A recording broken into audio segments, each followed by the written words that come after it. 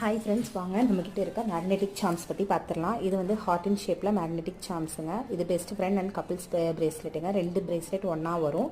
இதில் black and white நான் கொடுத்து பண்ணியிருக்கேன். சில்வர், ரெண்டுமே சில்வர் இல்லைன்னா பிளாக் வச்சு நம்ம கஸ்டமைஸ் பண்ணிக்கலாம். இல்லை பிங்க் வேணும்னாலும் பண்ணிக்கலாம். இல்லை என்ன கலரில் உங்களுக்கு வேணுமோ நம்ம பண்ணித்தரலாம்.